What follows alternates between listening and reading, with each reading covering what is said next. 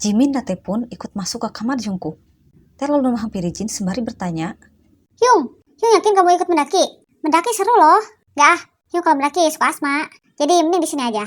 Awas ya kalau nyesel. Jungkook yang belum sempat menyiapkan barang-barang dan pembekalannya, lalu menyuruh Jin untuk membantunya.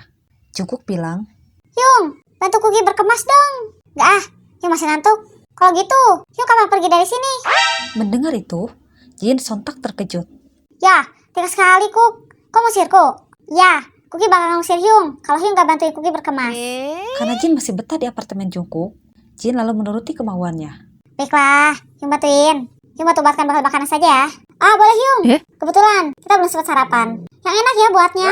Ya, aku tanya sama Jungkook ya, bukan sama kalian. Kuk, Jinnya boleh kita usir gak? Kalau dia juga bikin kita bakal makanan. Terserah kalian dah.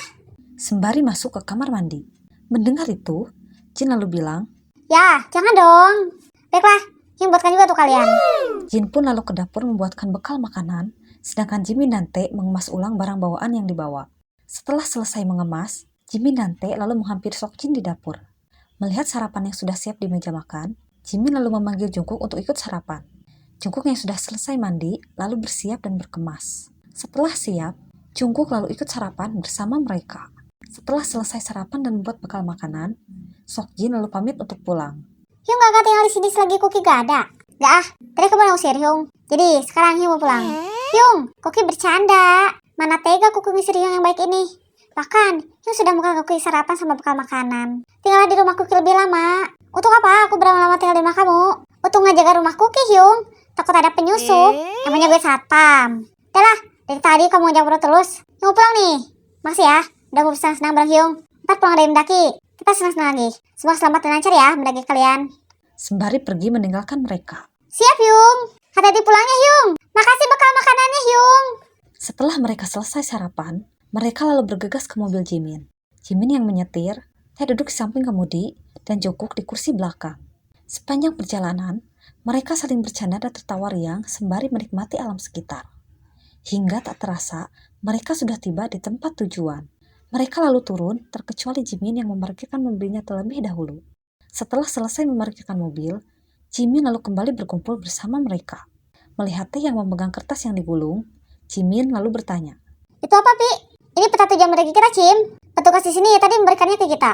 Coba aku lihat. Saat peta itu dibuka, mereka lalu bersama-sama melihat jalur pendakian yang akan mereka tuju. Melihat ada jalur pintas yang lebih dekat ke jalur tujuan, Jimin menyarankan untuk tidak mengikuti jalur yang ada di peta. Dengan lewat jalur pintas, maka akan lebih cepat sampai di titik tujuan.